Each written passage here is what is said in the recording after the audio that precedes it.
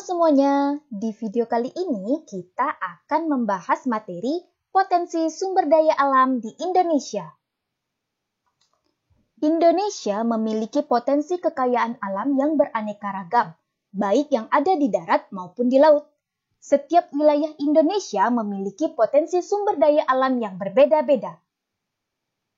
Kekayaan alam Indonesia telah lama dimanfaatkan untuk kesejahteraan penduduk, mulai dari sumber daya hutan, ternak, pertambangan, kelautan, dan pariwisata. Misalnya sumber daya kehutanan di Indonesia sangat melimpah di Kalimantan, Sulawesi, dan Papua yang masih memiliki hutan luas dan ekosistem yang masih terjaga. Begitu pula dengan pertambangan di Indonesia sangat beragam dan persebarannya hampir merata di Indonesia.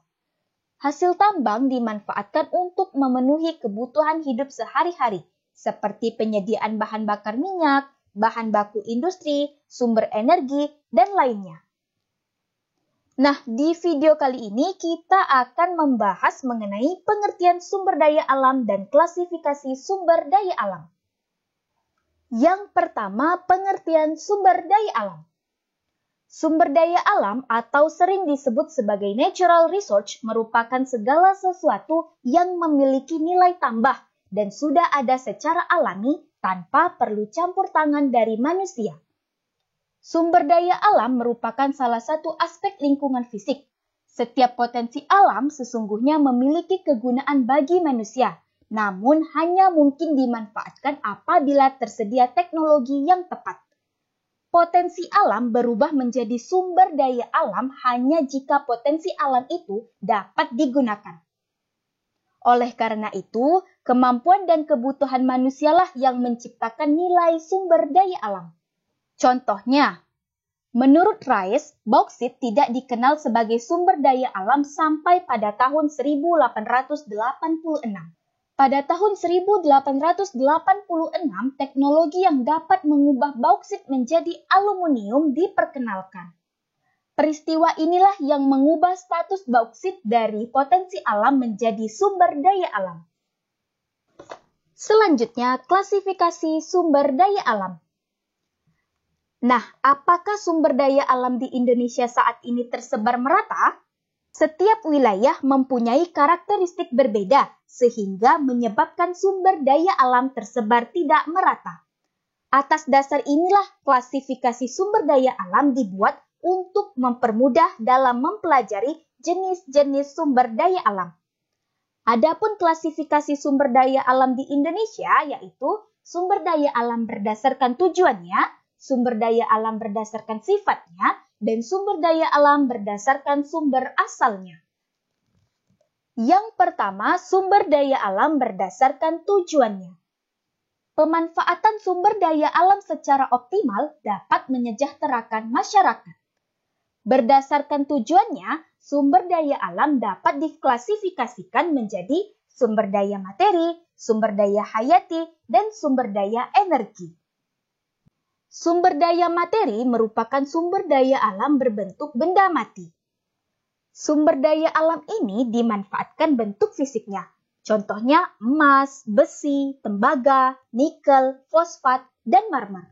Biasanya besi dilebur menjadi bentuk sedemikian rupa untuk menunjang kebutuhan manusia. Besi diperlukan untuk pembuatan kerangka beton, bahan kendaraan, dan alat rumah tangga. Kemudian sumber daya hayati. Sumber daya hayati merupakan sumber daya alam yang berasal dari makhluk hidup. Sumber daya alam yang berasal dari tumbuhan disebut sumber daya nabati.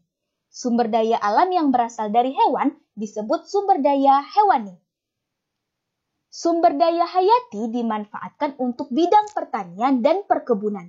Sementara itu, sumber daya hewani dimanfaatkan dalam bidang peternakan, perikanan, transportasi, dan olahraga. Kemudian sumber daya energi. Sumber daya energi merupakan sumber daya alam yang dimanfaatkan energinya oleh manusia. Proses pembentukan sumber daya energi berlangsung jutaan tahun. Sumber daya ini jika diolah dapat menghasilkan energi panas yang sangat dibutuhkan untuk kehidupan manusia. Adapun jenis-jenis sumber daya energi yaitu sumber daya konvensional dan sumber daya non-konvensional. Sumber daya energi konvensional berasal dari alam yang digunakan secara alami tanpa banyak pengolahan. Sebagian sumber daya energi ini digunakan untuk kebutuhan energi manusia pada zaman sekarang. Sumber daya energi konvensional antara lain minyak bumi, batu bara, dan gas alam. Yang kedua, sumber daya energi non-konvensional. Sumber daya energi non-konvensional berasal dari penemuan dan pengembangan teknologi yang dilakukan oleh manusia. Penemuan tersebut dilakukan dengan cara meneliti dan mengembangkan suatu sumber daya alam yang dapat dimanfaatkan untuk menunjang kehidupan manusia.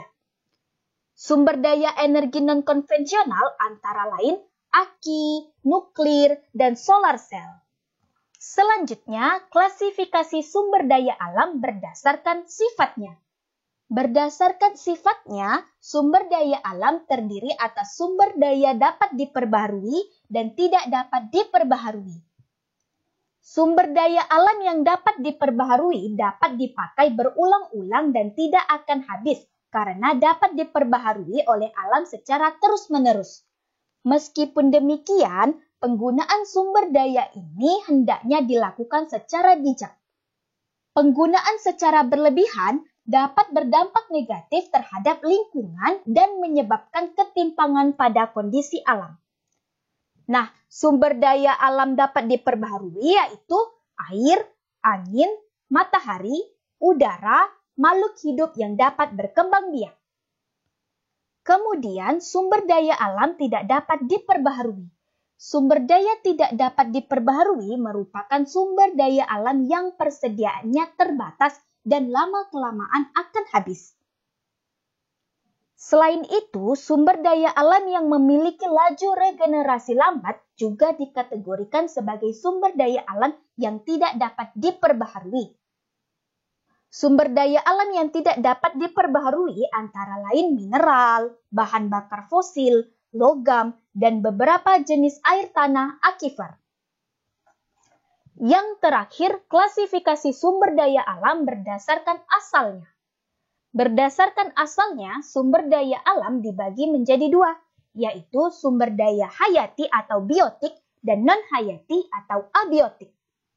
Sumber daya biotik merupakan sumber daya yang berasal dari makhluk hidup, seperti hutan dan produk hutan, tanaman pertanian, hewan ternak, dan hewan liar.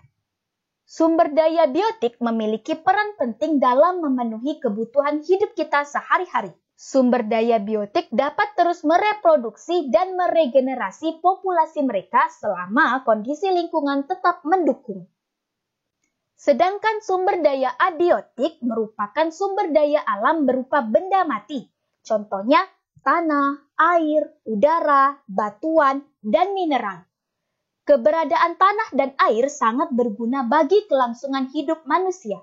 Oleh sebab itu, kita hendaknya senantiasa hemat dan berhati-hati dalam penggunaannya untuk mengantisipasi kelangkaan sumber daya abiotik.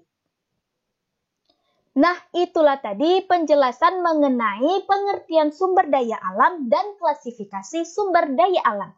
Terima kasih telah menonton video ini. Sampai jumpa di video selanjutnya. Bye-bye.